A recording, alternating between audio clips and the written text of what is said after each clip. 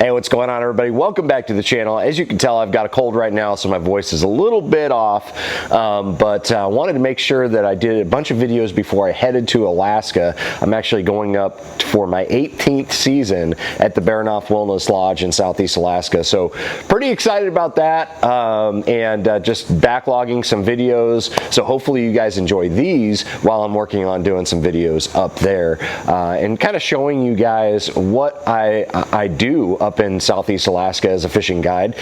It's been a lot of fun, and I've been very fortunate to find a group of people that I just absolutely love. They're like family to me, and working in a place that is just so special and beyond what I normally do in bass fishing down here. So really excited to head back up to the Burghoff Wilderness Lodge at the end of this week.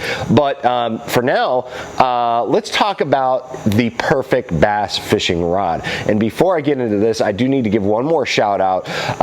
Just so you guys know, I started working with Fish the Moment, and that is a website. You're probably familiar with it. Website and content creator. They've got a great YouTube channel, but they've also got a great website with a lot of resources on that. And one of the resources that I'm going to be helping out with, which I think is awesome, is the virtual lesson. So you can log on and choose from any of the other presenters. My buddy Matt Stephan Fishing, got Randy Blockett, Kyle Cordiana. So a lot of the guys that I know on tour are going to be doing these virtual lessons, and I'm one of them. So you can go on fishthemoment.com, you can book a date with myself or any of the other presenters, and you can have 1 hour asking whatever you want. We're just going to talk fishing. Whatever questions you want, we're going to answer them to the best of our ability. So that's a really exciting program. Again, go to fishthemoment.com, check that out. It should be one of the first things on their homepage that you can click on. That is a great new program that I'm excited for through Fish the Moment. So now that we got that out of the way, let's talk about the perfect fishing rod. So let me get a sip of coffee real quick. Actually, this is the Burghoff Wilderness Lodge mug right there. Love this thing. It's been through a lot.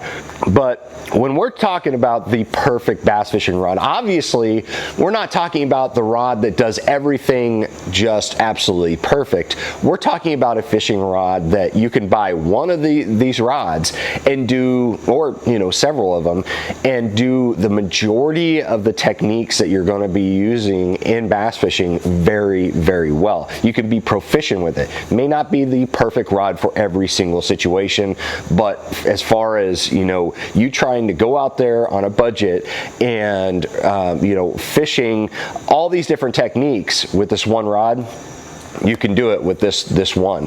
And the great news is that every single brand makes this type of rod. I'm pretty sure almost every single brand makes this type of rod. Some make it better than others.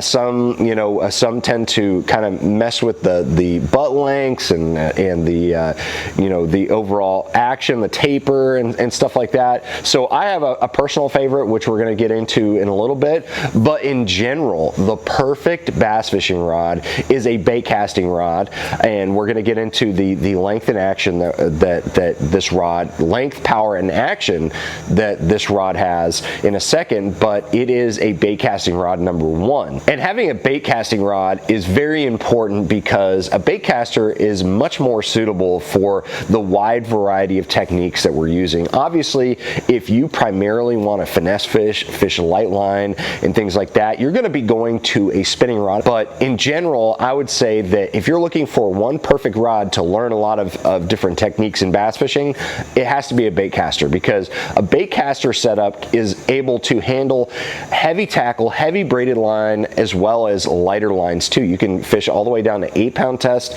or all the way up to 65-pound braid, and so there's no real limit on the type of cover that you can fish with a bait casting setup. A spinning setup is just not designed to be fished in super heavy cover, especially heavy vegetation.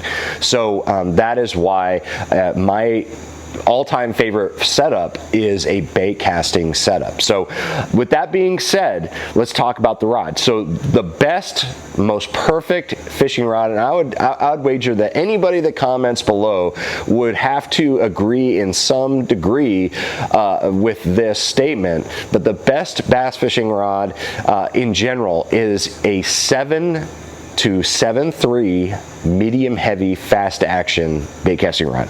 This right here is my personal favorite. This is the Fitzgerald Fishing Versus series. It's a 7.3 medium heavy rod.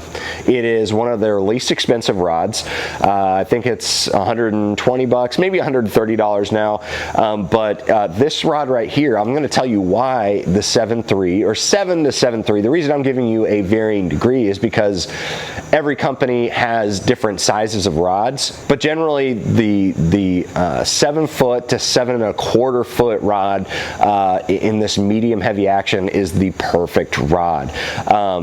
I like the 7.3 because I'm a taller guy and I like that extra leverage, and so I generally don't fish a lot of rods that are under 7 foot 3 inches anymore. I do have some 7-footers, and those are more for more finesse techniques and fishing a jerkbait where I don't want that extra length, but in general 7.3 is where it's at for me. But you may be a shorter guy or just more comfortable with fishing a 7-foot rod. I'm going to include all of that in the perfect rod. I'm not saying that you have to go out and get this specific rod, but what I'm saying is that this is my favorite for all-around fishing. And the reason why a 7.3 medium heavy rod is so perfect for bass fishing is that it blends kind of a solid backbone with a little bit more flex in the tip. So you get that slight parabolic bend, but you get the backbone to be able to handle fish in heavier cover. You want backbone for, again, that heavy cover situation where you're fighting big fish and you want to control the situation, you want to control the fight, and then you want that bend, that little bit of a tip to allow you to make longer casts, but also to be able to work baits a little bit better. And because it's graphite, it's going to be more sensitive. So because you have that faster graphite action, you've got that more sensitive rod that can handle a variety of techniques. So you want the sensitivity for things like bottom bouncing techniques, anytime where you want the feel of your bait, maybe fishing a chatterbait through grass, so you know exactly what's going on with that bait.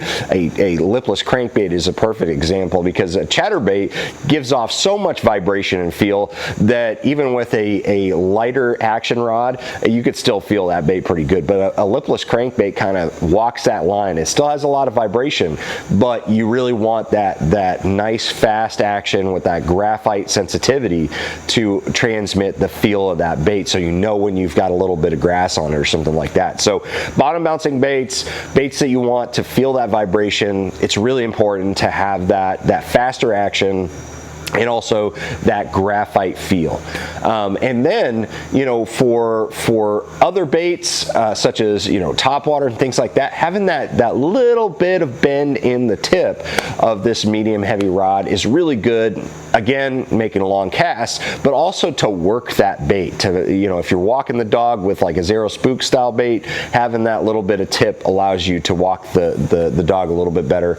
And another thing that's really important about this rod is the fact that it's very, very suitable for a wide range of pound test ratings. So on this rod, it says between 10 and 20 pound test, but you could go up to 65 pound test braid, which is closer to that, you know, 17 or 20 pound diameter. So you can do a wide variety of both fluorocarbons, monofilaments, or braids on this one rod, and that pretty much covers the, I said that you could use as low as 8 pound test, which you can with this rod. That's going to be a little bit light, but in general, you can use that wide variety of line sizes to accomplish what you need to accomplish. And I fish this rod, you know, even on tour nowadays. I've got probably about a dozen of these specific 7.3 medium heavy Versas.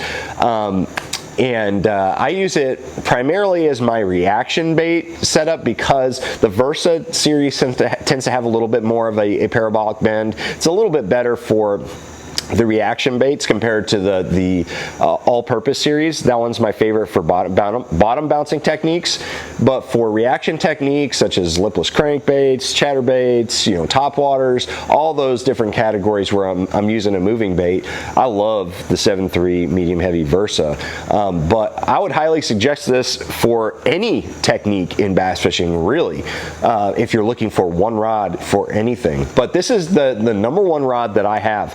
I would say that about out of the dozens of rods that I have, you see a little bit in the background here, but I've got even more against the wall over there. I would say out of all those rods, at least a quarter of those rods are made up of this 1.73 medium heavy series right here, and that's because it is so super versatile. So if you guys are looking for one rod to do everything, a 7.3 or 7 foot to 7.3 medium heavy bait casting rod is a perfect choice. So more than likely, if you're watching this video, you're just starting out in bass fishing, you're looking for one rod that can get you by with a lot of techniques so you can learn and kind of build upon that foundation of learning, and a 7 to 7.3 medium heavy is the perfect rod for you to start bass fishing, catching fish, and learning new techniques. So anyways, let me know what you think about my choice as far as the perfect bass fishing rod in the comment section below.